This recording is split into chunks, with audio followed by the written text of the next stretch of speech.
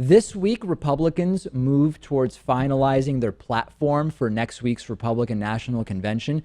I expected some craziness, but it is way more insane and outrageous than I even imagined it would be, especially considering that on some issues, their presumptive nominee, Donald Trump, is actually more moderate. But maybe that is why the Republicans have gone hard, loony, crazy right with their platform. Here's some of the big points from this proposed Republican convention platform.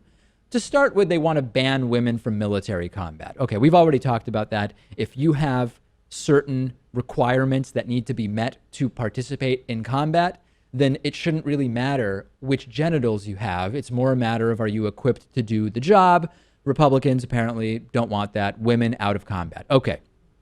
The Republican platform that they are putting forth for the convention describes coal as a clean energy source. Hard to imagine a dirtier energy source than coal. Completely anti-science, completely just absolutely nonsensical retrograde idea. The issue of pornography has been declared a public health crisis by the 2016 Republican convention platform. What planet are they living on where you say we are laying out our broad political strategy for the future of our country, and we're going to focus on porn as a public health crisis? They've also rejected efforts during these meetings around the platform by moderates to add some non-discrimination language for LGBT individuals. I mean, this is just like such a minor basic thing, and they couldn't even agree to do that. That's been rejected. And this is where it really goes cuckoo for Cocoa Puffs. The Republican platform is demanding that lawmakers use religion as a guide when legislating, and that, quote, that man-made law must be consistent with God-given natural rights. Oh, man. Depressing. Teachers are encouraged to use the Bible in public school for teaching, some saying as a historical document. Okay, I mean, it's not... You could make a case that there are certainly historical realities that can be illustrated through the existence of the Bible, but teaching the content of the Bible itself as a historical document is bonkers. Calls for overturning that Supreme Court gay marriage decision, of course. I mean, that is clearly a done deal. They're still talking about that. They also want to appoint Supreme Court justices that respect traditional family values, traditional, of course, meaning religiously oriented and hugely anti-gay. And lastly, the Republican convention platform for 2016 wants to promote state laws to limit which restrooms transgender people could use. Can you think of a bigger waste of time for a national political platform? And lastly, the 2016 Republican convention platform wants to make it very clear, Lewis, that parents should be free to send their LGBT kids to gay conversion therapy, which fortunately has been banned by California, at least. Forget about Trump, Lewis. This is about a party that has gone insane. These are anti-scientific provisions. These are provisions that violate the spirit of the Constitution in terms of breaking down separation of church and state. This is the equivalent of an ostrich with its head in the sand. Yeah. We've discussed for years that they need to move more to the center if they want a chance at keeping people in office in the future. The Republican Party I'm talking about, of course.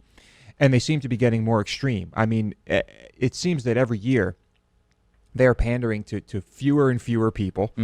And what is the point? I mean, what needs to happen for them to... I believe me, I love this. I love that this is their platform. I love that they are not changing at all.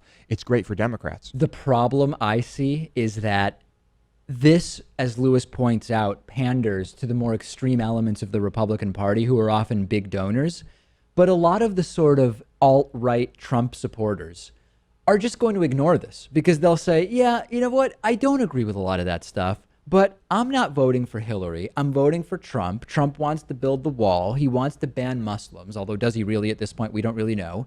And they will just say, I can swallow this stuff, right? I can deal with this stuff, although I don't like it, because big picture, Trump, Trump, Trump. And that's the danger, that in a way, this is indicative of the fact that the problems with electing Trump are way bigger than electing Trump. It's also this ludicrous platform that they've put together. Yeah. But many of the alt-right trumpeters, Trumpists, whatever you want to call them, just will ignore it. And they'll say, hey, you know, I can compartmentalize. That stuff doesn't resonate with me, but who cares? I'm still voting Trump.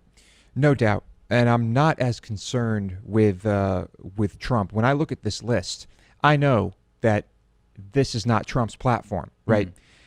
He is not concerned with most of the things on this list. And as president, I don't really know what he'll do with regard to it. But the nuts that might get elected at the state level and Congress, that is a bit more disturbing. You have to assume, though, that as time goes on, they're just going to start disappearing. Well, that's the scary thing, because on the one hand, much of these convention platform bullet points, number one, aren't even things the country by and large agrees with at this point. The country has moved to the left on a lot of these issues. So that's a complete and total disconnect. The other disconnect is that a lot of these things don't coincide with Trump's platform. And many of the things that are in Trump's platform will never happen, right? The Muslim ban will never happen. Building the wall will never happen. Changing libel laws to sue journalists will never happen. So it's a complete guessing game as to what would a Trump Republican administration do, because most of the stuff the Republicans have put together aren't even things that are even feasible or popular with much of their base. Yeah. And many of the things Trump are suggesting are just total laughable non-starters. I have no clue what they'll do. Maybe nothing.